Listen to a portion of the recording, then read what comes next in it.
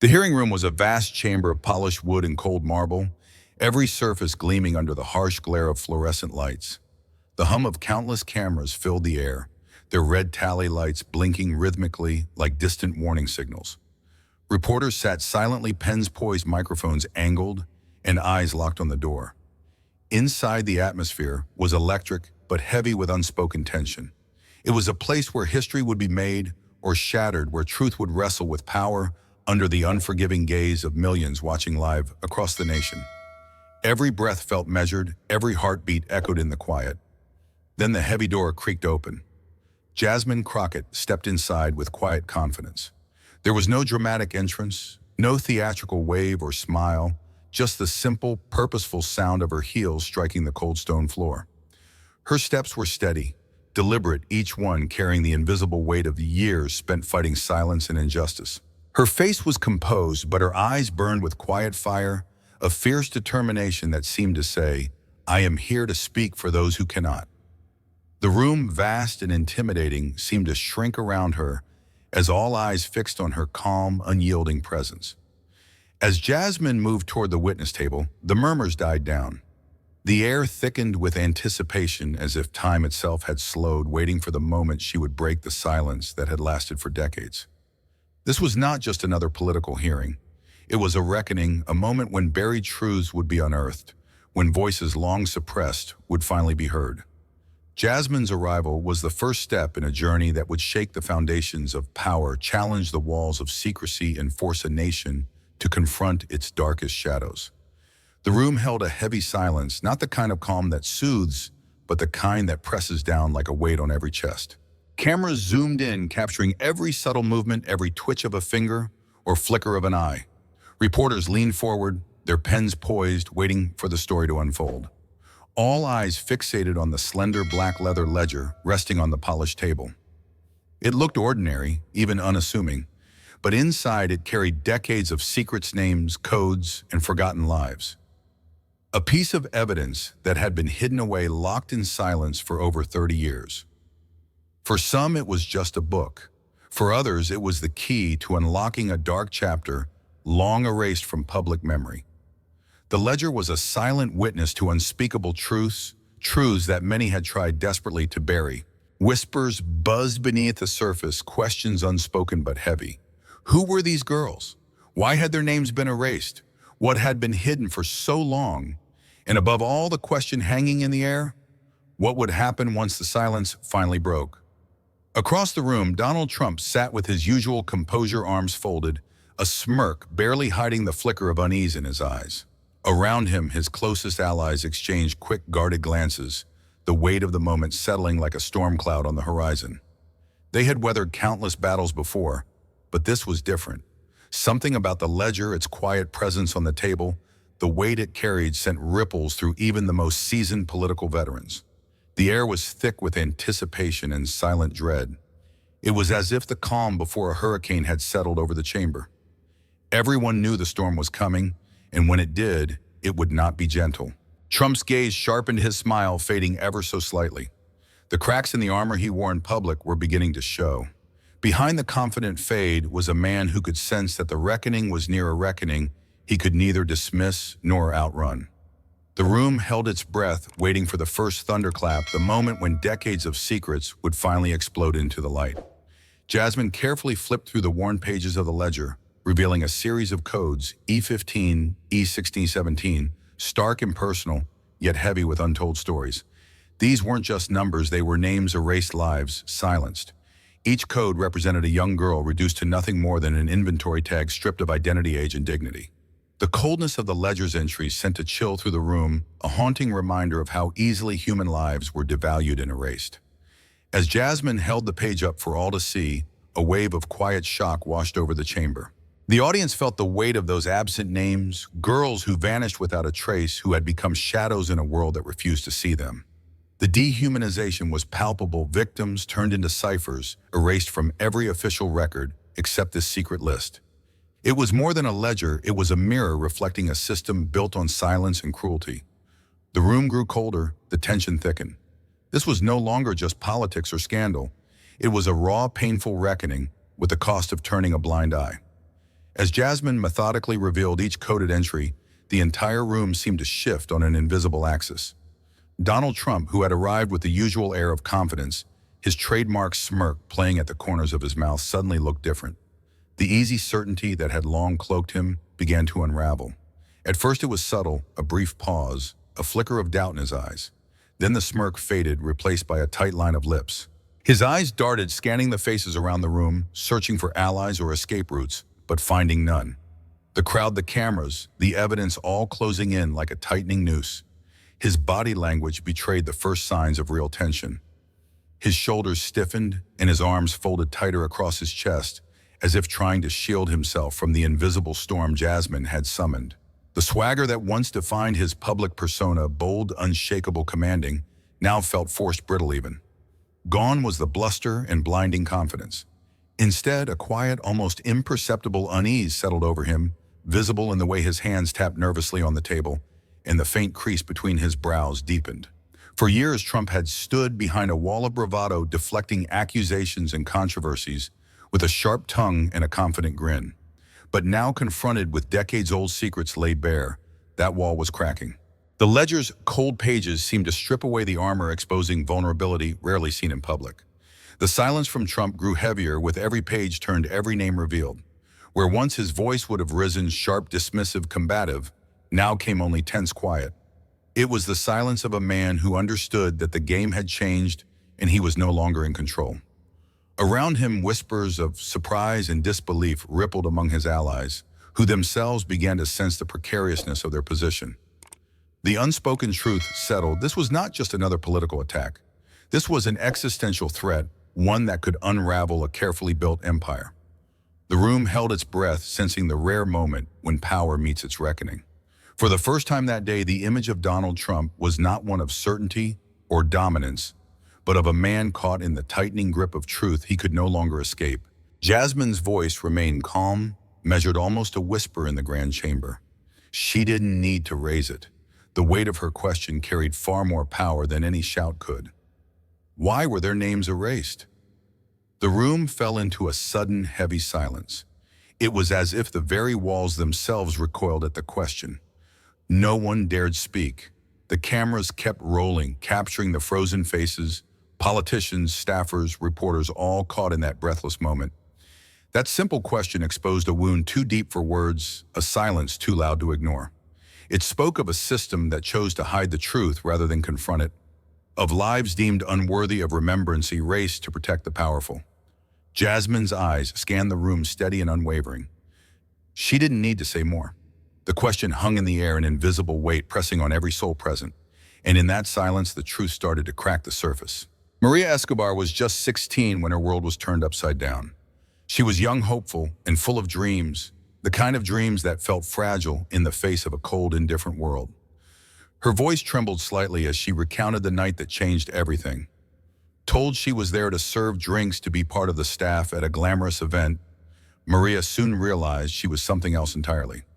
No uniform, no trays, no instructions, just a group of girls dressed in white told to smile and stay close to the powerful men with cameras. The fear in her eyes was palpable, even over the video feed. She spoke of laughter that wasn't joyful, commands that weren't kind, and moments frozen in memory where innocence was stripped away. I remember the chandelier, Maria said softly, her voice cracking. I remember the way he looked at us, not like people, but like we were objects. Her story was not just one of exploitation, but of survival. A young girl caught in a nightmare she couldn't escape, forced to wear a mask of compliance while her world crumbled around her. Her testimony brought a human face to the ledger's cold codes, reminding everyone watching that behind each number was a life, a story, a soul. Maria's voice trembled as she painted a chilling picture of that night. The room where innocence was traded like a commodity, where power dictated lives with cruel indifference. She recalled the moment when Donald Trump and Jeffrey Epstein entered not as guests but as rulers of that hidden world. Their eyes scanned the room like owners inspecting their property. There was no warmth, no empathy, only cold calculation. Trump moved with a confidence that sent a ripple of fear through the young girls. Epstein's laugh echoed sharp and hollow as he exchanged knowing glances with Trump. Together they orchestrated a night that felt more like a sinister performance than a celebration. Maria described how the girls were paraded before them, not as people but as objects to be evaluated, controlled, and discarded. The weight of their gazes pinned the girls in place, stealing away any hope of escape.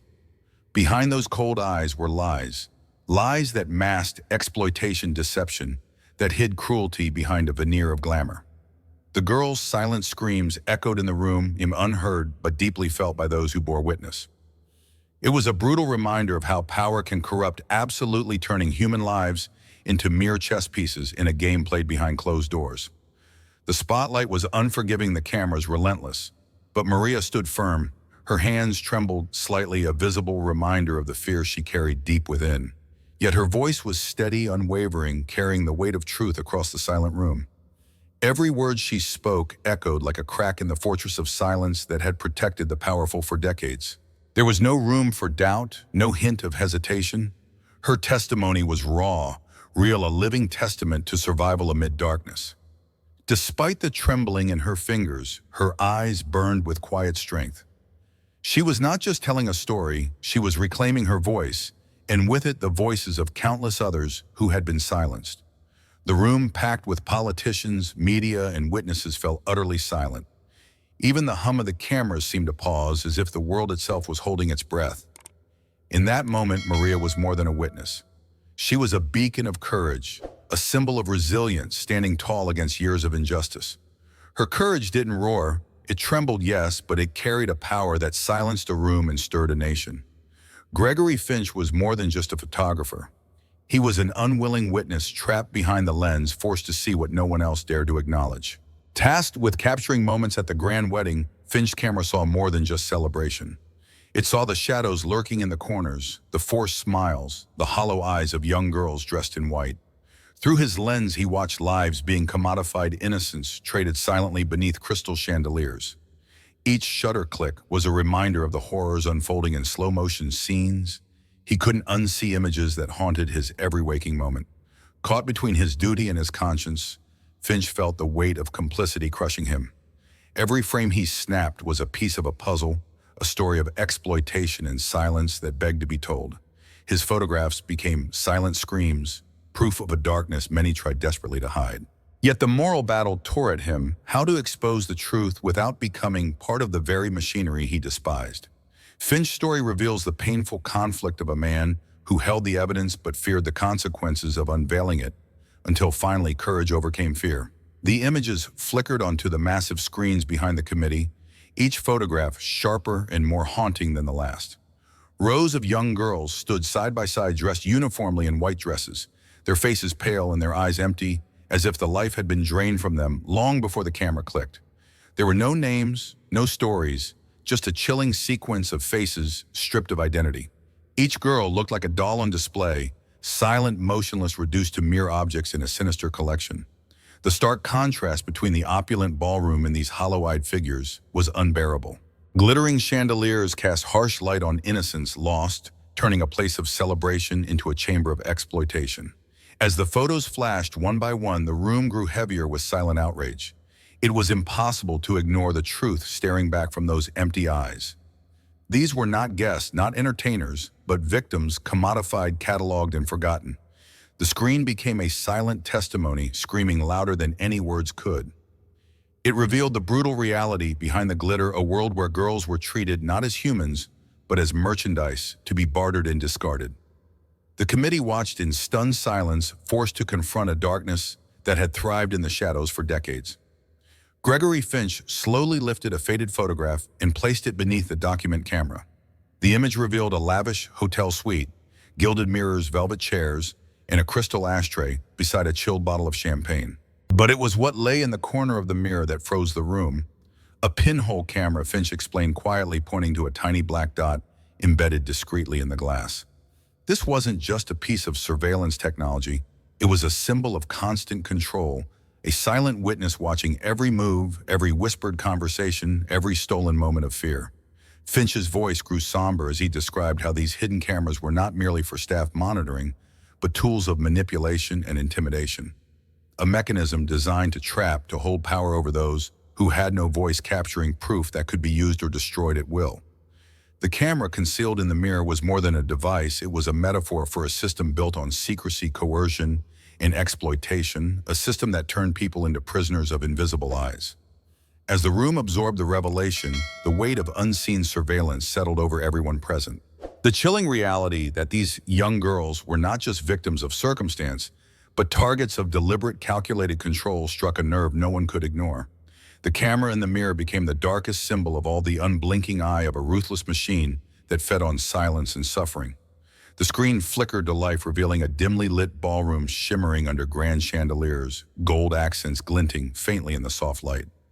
The camera's perspective was shaky, almost voyeuristic, as if capturing something forbidden. At the center of the frame stood Donald Trump and Jeffrey Epstein, side-by-side, glasses raised in a toast. Their laughter echoed through the silent chamber, a chilling sound that contrasted sharply with the opulence surrounding them. Trump's grin was wide, almost smug, as he leaned in close to Epstein, their shoulders brushing. The moment felt rehearsed, deliberate, two men reveling in a private world where power and impunity reigned supreme. The footage shifted, revealing a young girl nearby, no older than 14, dressed in a white dress that hung loosely around her small frame. Her eyes were vacant, her posture stiff as a party planner gently guided her forward. She didn't resist, but she didn't move willingly either. Then Trump stepped closer, bent down, and whispered something that the muffled audio couldn't quite capture. The girl flinched, a brief involuntary shudder that exposed her vulnerability. The scene was raw, real, a horrifying glimpse behind the curtain of glamour. The contrast between the sparkling ballroom and the helpless girl was stark, exposing the darkness lurking beneath the glitter. As the footage played, the chamber was silent, but for the flicker of images, the visual proof of a world many wanted to keep hidden forever. Just as the haunting footage began to reveal truths too uncomfortable to ignore, an unsettling shift rippled through the airwaves. Suddenly, CNN's broadcast cut to a commercial, a jarring interruption that left millions staring at blank screens. Moments later, MSNBC followed suit, and then C-SPAN abruptly went dark. The synchronized blackout sent shockwaves through the public. Viewers were left confused, angry, and desperate for answers. Social media exploded with speculation, outrage flooding every corner of the internet. Why are they hiding this? One user demanded.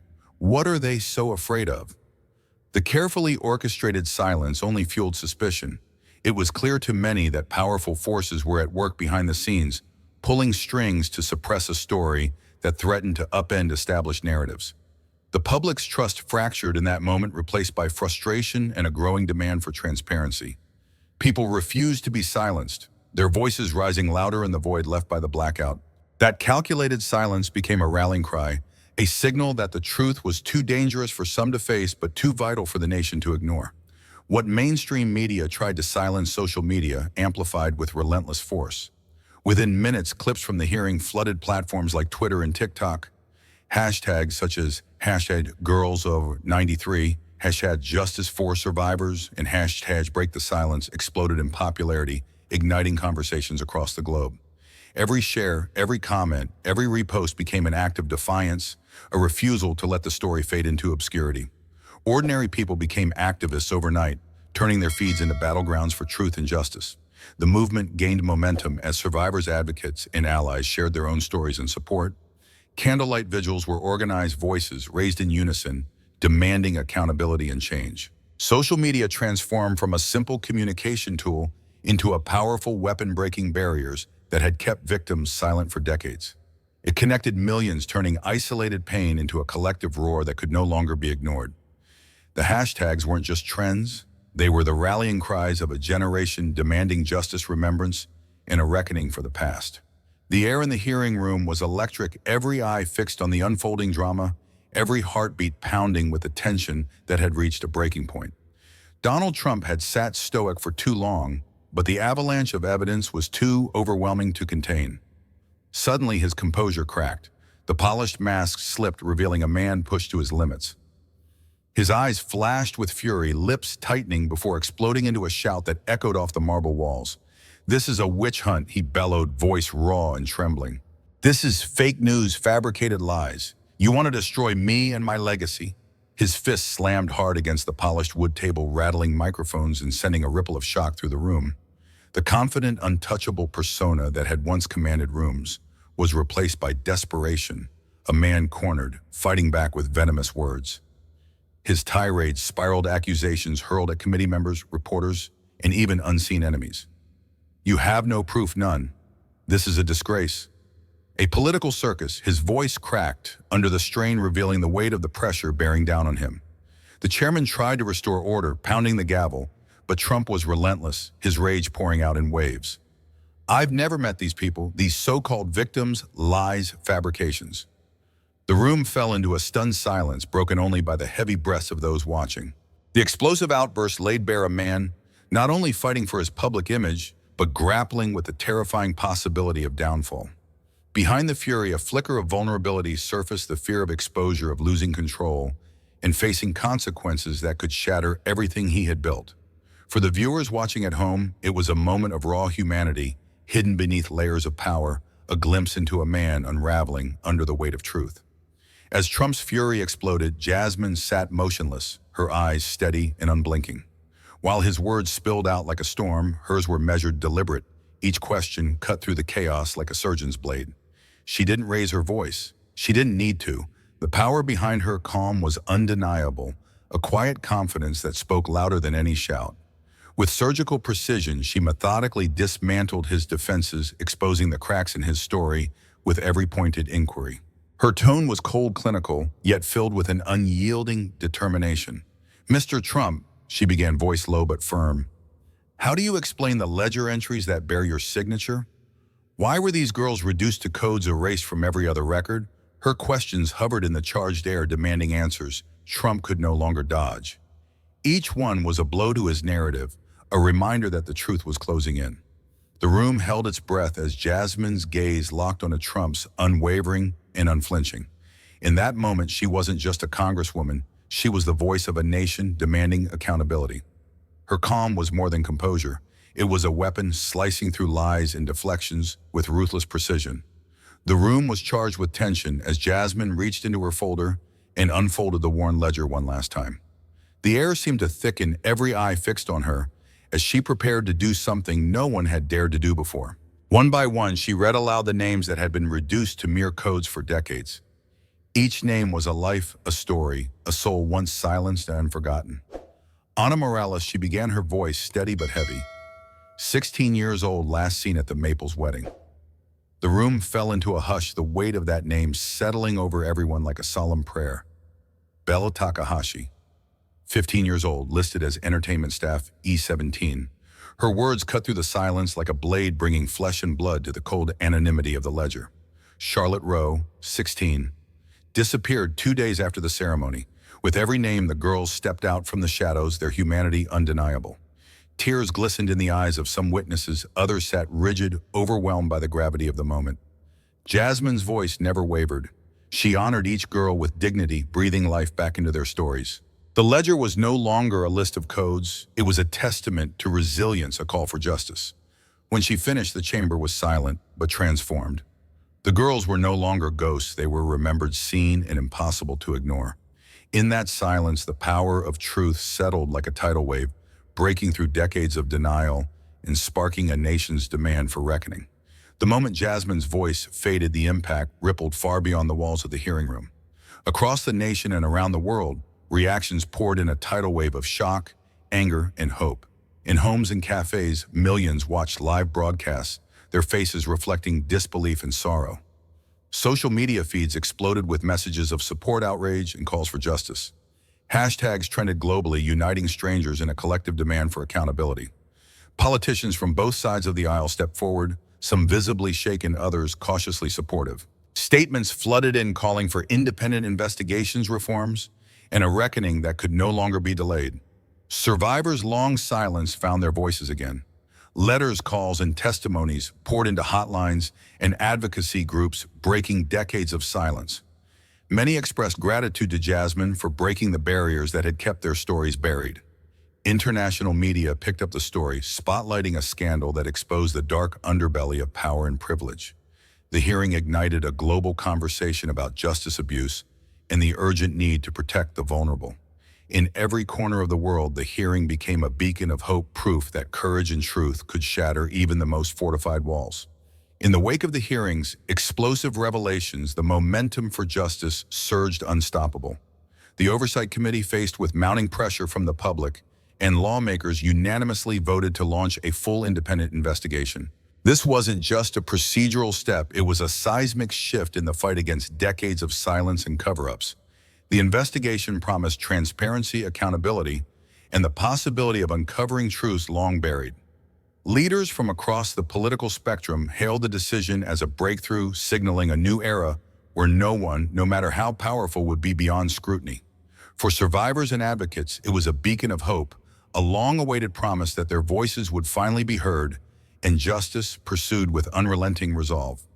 The path ahead was daunting, filled with challenges and opposition, but the collective will had been ignited. The nation stood at a crossroads, ready to confront its darkest chapters and strive for meaningful change. The investigation was more than an inquiry. It was the first step toward healing justice in a future where truth could no longer be silenced. As the hearing drew to a close, Jasmine Crockett stood with quiet strength, her gaze sweeping across the chamber and into the hearts of millions watching from afar. Her voice, calm yet resolute, carried a message that transcended politics and power. It was a call to action, a plea for courage in the face of injustice. "We must speak the names of those who were silenced," she said. "We must protect the truth, no matter how uncomfortable it may be. And we must stand with those whose voices are still being crushed." Her words echoed through the room, stirring a collective awakening. This wasn't just about one case, it was about breaking the chains of silence that have bound so many for too long. Jasmine's call was a beacon for survivors, allies, and society at large, that justice requires not only truth revealed, but bravery to face it. She urged everyone to be vigilant, to resist complacency, and to keep the memories of the forgotten alive. Her final plea was simple yet profound. When the world tries to silence the truth, it is our duty to amplify it. Because justice is not a destination, it's a journey we must walk together. As the echoes of the hearing fade, one question remains, not just for those in power, but for each of us watching. When faced with buried truths, when the walls of silence rise around injustice, what will you do? Will you stay silent, allowing the shadows to grow? Or will you resist, raising your voice against the darkness? Or will you stand tall, fiercely defending the truth, no matter the cost? The choice is yours, because every voice matters. Every action counts. In a world where silence can be complicity, what role will you play? Will you be the bystander, the rebel, or the beacon of hope? The story is not over, it's only just beginning. This story teaches us the profound power of truth and courage. It reminds us that silence in the face of injustice only strengthens the forces that seek to hide the truth. Speaking up, even when it feels difficult or dangerous, is essential not just for ourselves, but for those who cannot speak for themselves. Every voice matters. Every action, no matter how small, can ignite change and break the chains of silence. In life, standing firm for what is right is not just brave, it is necessary for justice to prevail and for healing to begin. If this story moved you, if you believe in the power of truth in the fight against injustice, then join our community. Subscribe to Mr. Exposed Stories for more powerful, eye-opening stories that reveal hidden truths and inspire real change. Hit the bell icon so you never miss an update. Together, let's stand up, speak out, and make sure that silence no longer rules the day.